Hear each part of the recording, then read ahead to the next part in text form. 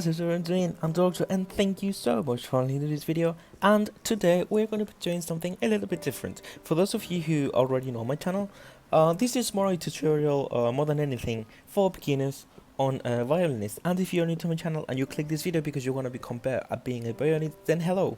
My name is the Doctor. Well, that's not actually my name. I am not registered by the government with that name, but it's my YouTube name, alright? I'm here going to explain to you Antonio's abilities, and how you can use them in a match, and explain to you and put them in practice, because maybe some people want to try to get into playing violinist, but they're unsure, right?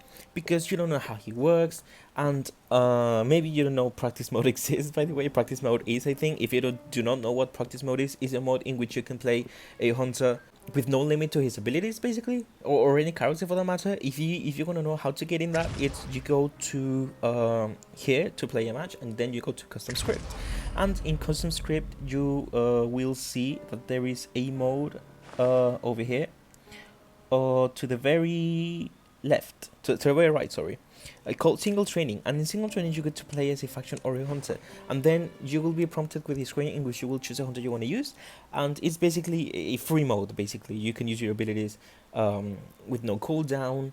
You can teleport to survivors, just to test your ability. So I recommend you do that after you watch this video, because what we're going to be doing is we're going to be playing a normal match to show the abilities to you, right? So if you're a complete beginner, you do not know anything about a violinist, then this video is for you, because I'm going to show you what he does, right?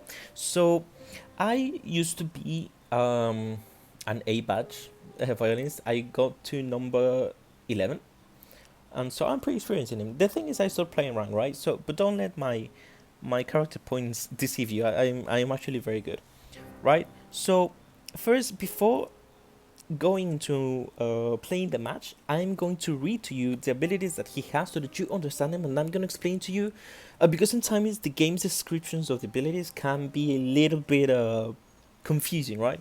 So first we have the external trait, alright? The external traits are things that are basically only applicable to him, right? To this character. Something unique to him, right? And it's something that is active all the time, right? There's a difference between an external trait and these things right down, which are shapeshifts, right? External traits is something that is applicable at any moment, given the right conditions, right?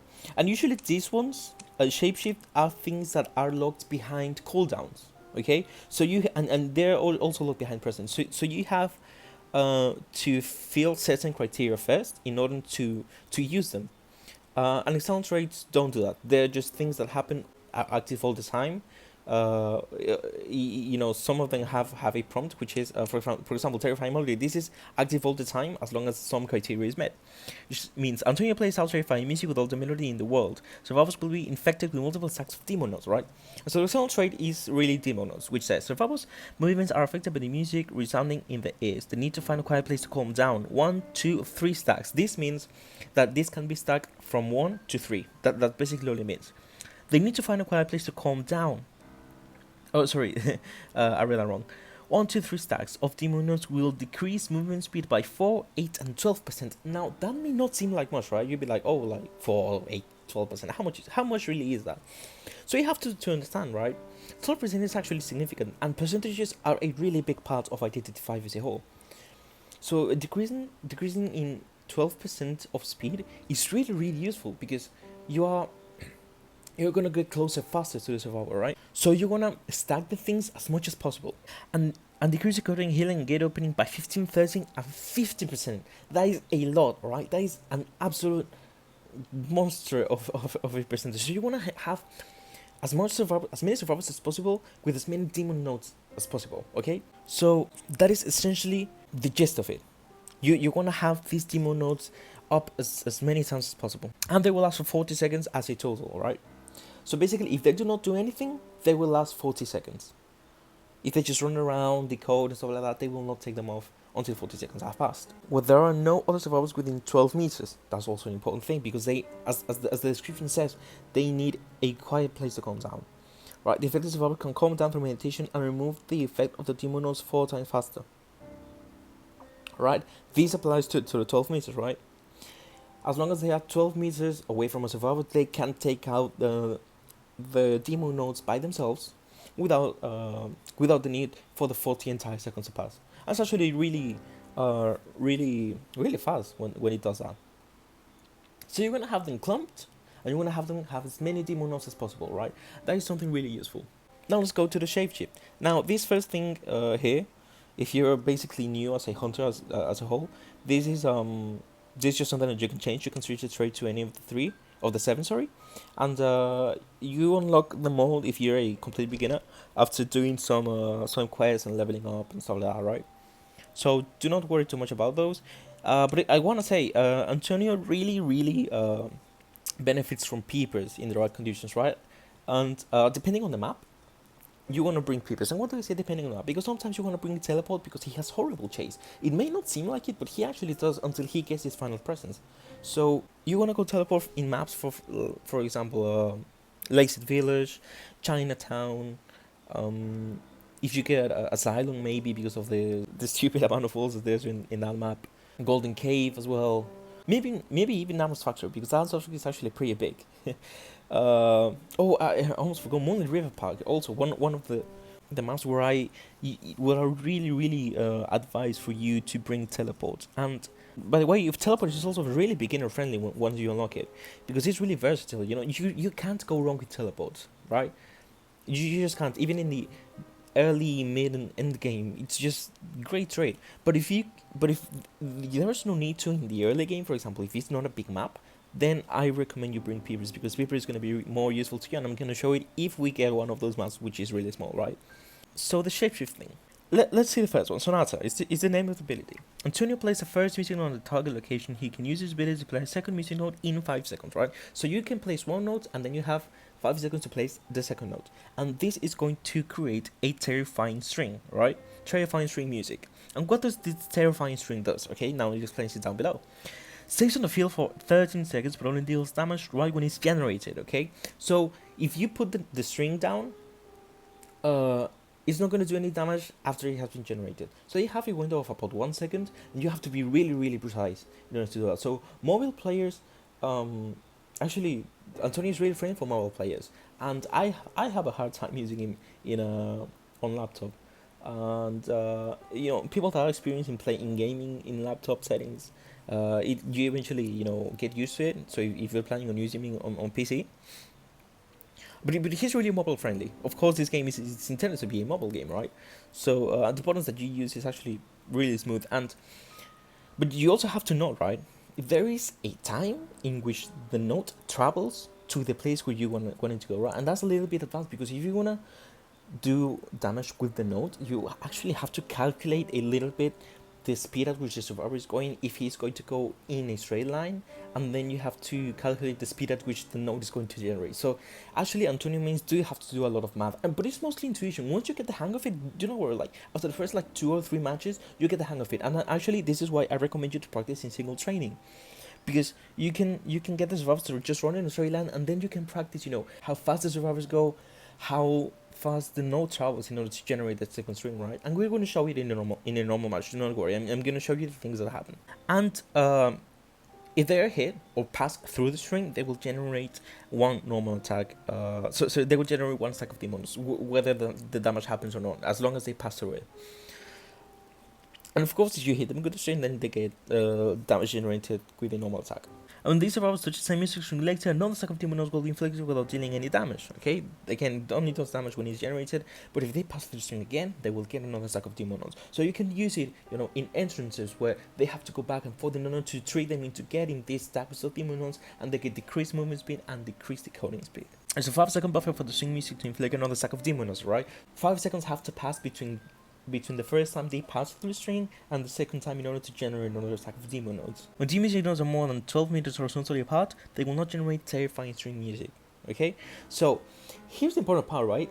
Horizontally, why do they make the distinction? Because you can actually generate a string that is vertical. And how do you do this? You place one note on top of a building, or on the second floor of something, and then you put another note down below. And why would you want to do this? This is actually really useful in one specific spot of Lakeside Village.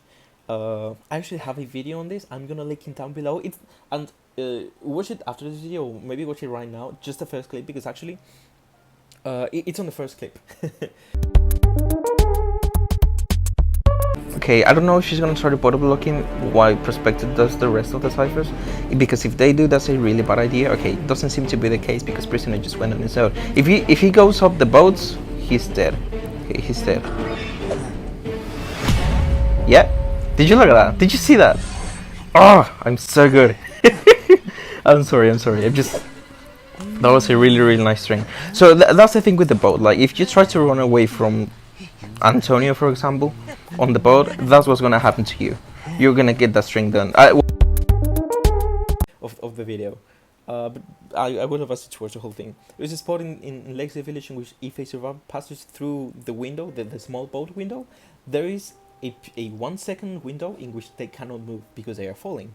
So after you have placed one note below the window and then you place another one on top of the window, you know, where the survivor jumped, they will get the hit, almost guaranteed, because they cannot move, they cannot dodge. And the string generates and they get dealt 1 damage. There is a little bit more of an advanced tactic, and you will eventually manage to get it after you main fight Violinist for a while. So do not be discouraged, you know, still try him. Try your best, go to single training and practice. That's all Hunter is, just practicing. After that, the abilities will come intuitively to you. The moment where you place the notes, the moment where you use your other abilities, it will just come naturally. Right, so now let's pass to the second one. This is locked behind the second person, the first person, sorry. And you get this after having dealt damage equal to 2 normal attacks, which is half the health of the survivors, right? So for example, you can get this one by hitting them with the terrifying string music once, and then a normal attack, and then you will get this one. Or you can just do 2 normal attacks. The point is you do damage equal to 2 normal attacks, which can be in either survivor. Maybe you can down somebody, or you can hit one person and then another person. You will unlock this ability, right? This is how presence works. Now, Rhapsody, Antonio performs for 9 seconds. During the crazy performance, he can move during the backswing of normal attacks and charge attacks. What does this mean? So the backswing is the period of time in which maybe you have experienced this with other hunters. After you make a hit, you can after you perform a hit, you attempt a hit, and you don't hit the survivor, there is a period of time in which you cannot move. You stay still for a second and you lose a little bit of distance. Now, when he has this ability on, he doesn't have to stay still. He actually continues moving, and this is actually really useful when you are chasing. This is mostly when you will use it, when you're chasing. Why? Because you're not going to be afraid to miss a hit, right? Because sometimes hitboxes can be a little bit, you know, clunky.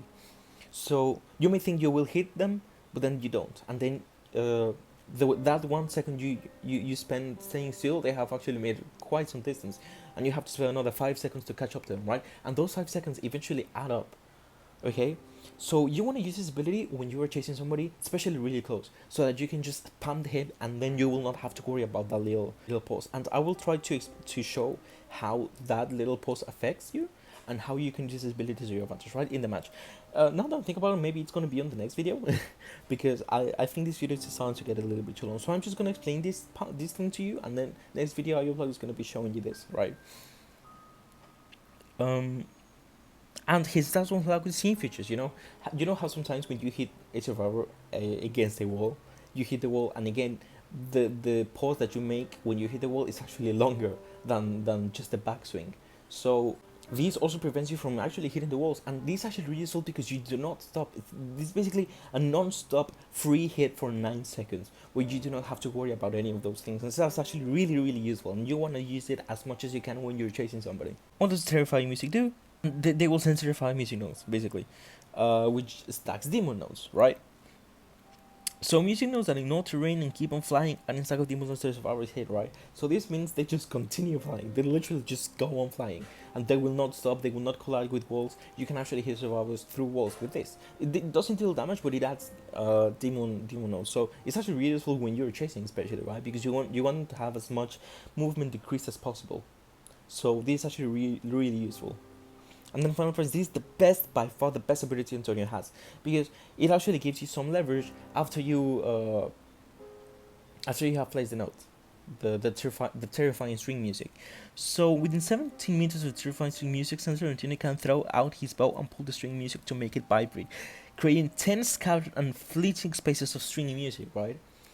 And a lot of people get confused by this one because they be like, I do not know in which direction the vibrations will go, right?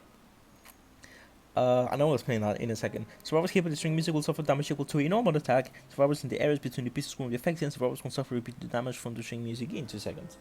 So, again, they can just keep running and they will not be hit. They can avoid this ability if they stay between the spaces, but here's the thing, right? If they stay between the spaces, they actually stop.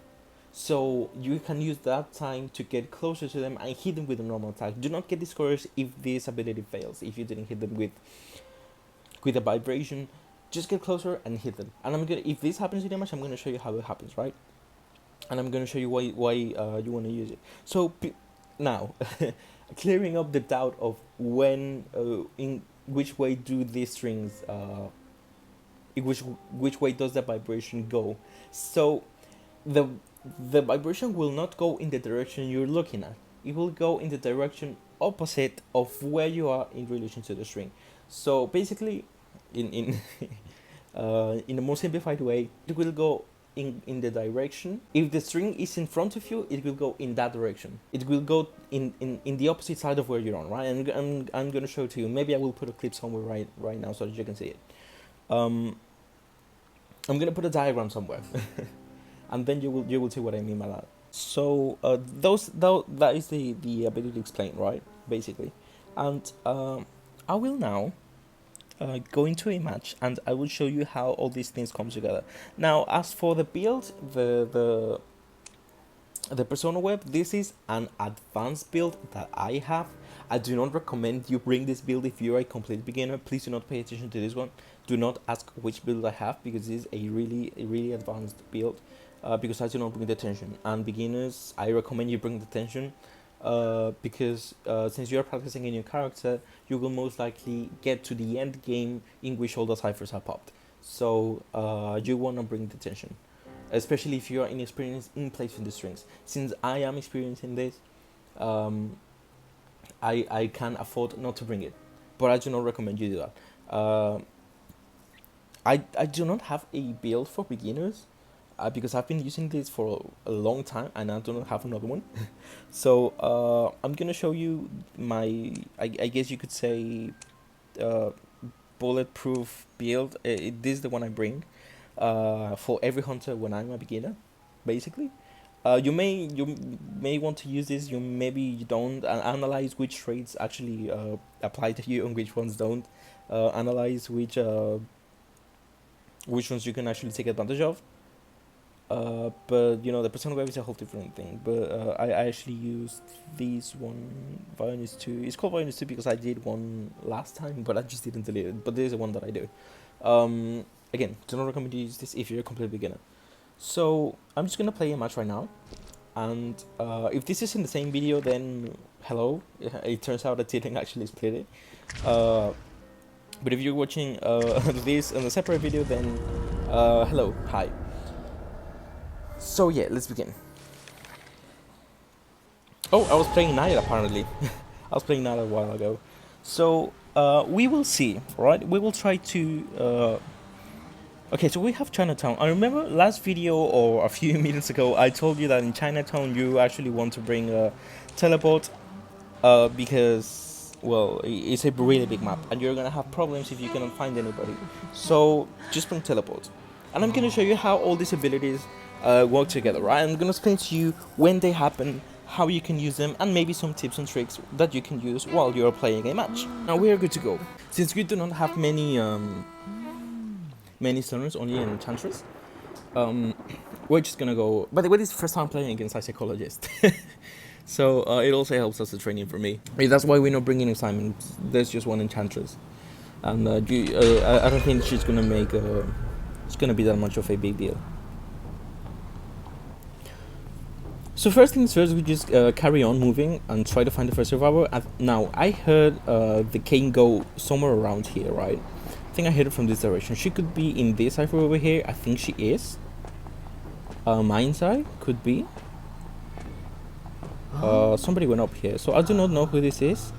We're gonna try to chase him because we found him. Okay, so he's on mine side. See, this is what I'm talking about. Okay, unfortunately we didn't manage to hit her in time. But this what I mean by vertical, right? So that string is probably longer than 20 meters long. But since it only applies horizontally, you don't actually have to worry about verticality from that. So we managed to get a hit. We're not gonna concern ourselves much with the fact that we got pallets on because we actually got a hit. So if in some cases, well, most cases, it's preferable to take the hit. Now maybe she's trying to loop. Yeah, she's definitely trying to loop, and this is not a good idea because it actually is just really not that good of an idea. Because you can eventually, just get destroyed if you try to loop too much. Now, because she's enchantress, we actually take a little bit more time to get her, but since she was looping in this area, she's now going to basically get to dungeon. They have priestess. So, well, fortunately we can see her, right? So we have to prepare our strings. Priestess think they're smart by doing this, but they're actually not. He's gonna take this out, make them come down. Now here's where you may want to use the Sonata.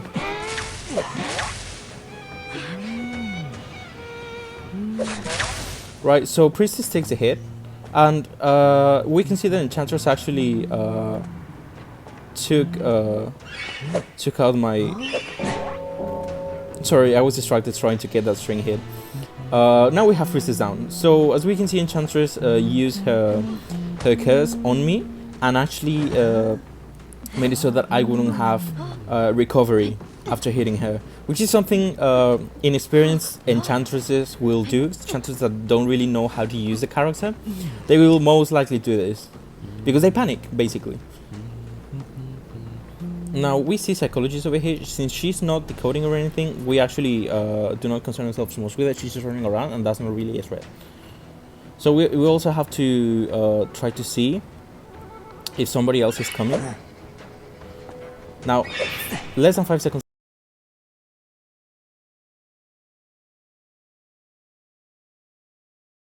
But you want to stay. Oh, we accidentally hit the chair. Somehow we hit the chair actually. I do not know how that happened, but it still happened. So we hit enchantress again. We're gonna try to get psychologist because she's for some reason going behind her. Now that string was longer than 20 meters, right? The game decided. So oh look, oh, she tried to go for the portal. She almost got there, right? Now here's what teleport is actually going to be really useful, and as you can see, we didn't really use excitement or peep as much because these survivors have been running around. They have been going to not staying in one place, right? So now we will see how teleport is actually really useful. We are going to try to go someplace where they are decoding. Maybe this one over here. Oh, I actually did it wrong, but it's fine. I thought I saw this string vibrating, but it's fine. We can still get some things done over here. So since she went through the portal, we will actually okay. Psychologist went through the portal for some reason, and she really shouldn't have, because the portal is actually really close. So mine side is down one hit, and oh look, now those things belong to priestess.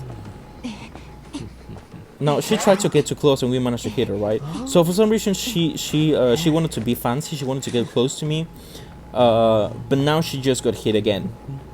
So now she has 1 damage, a normal attack worth of damage. And our psychologist is gonna spend more time in the chair. Now they will either have to heal themselves, or they will just apparently try to rescue.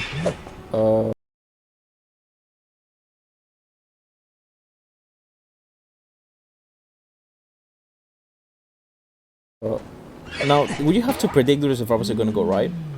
That's what I just did. As I told you before, you have to calculate how fast the survivors go, and how fast the note travels in order to do a good to place a good note and hit them with a normal with a string. So she is, I think she gave up. I do not know what she was trying to do. Mine side was just, oh yeah, they probably gave up, right? So this is how the Violinist work. So I don't know if you noticed, but I actually use my Sonata, which is the thingy, right? When you don't really get the head, the backswing, to get closer to the survivor without, and hitting them, without really sacrificing a chance of hitting them, and risking the backswing, right? Which is a period of time in which I am actually stopped. So I hope this video was useful to you as a beginner. Maybe you also managed to find out some things about Antonio that maybe you didn't. You know, maybe you didn't know exactly how his abilities work and stuff like that. I know you got to see them to see the mini match, right? We didn't really use. Well, we did the infinite movement string. Now as I remember, we used it when Ada was trying to rescue, and as you saw, right, I was on the side opposite to the string, and the vibrations went in the direction opposite of where I was, right? So that's how you know where the vibration is gonna go. So yeah, thank you all so much for watching. I appreciate every single one of you, and thank you so much for watching this video, and I will see you in the next video. And subscribe if you liked it, by the way. Sorry, my dog had puppies, so if you hear barking, that's why. So yeah, thanks so much for watching, and I'll see you in the next video. Bye.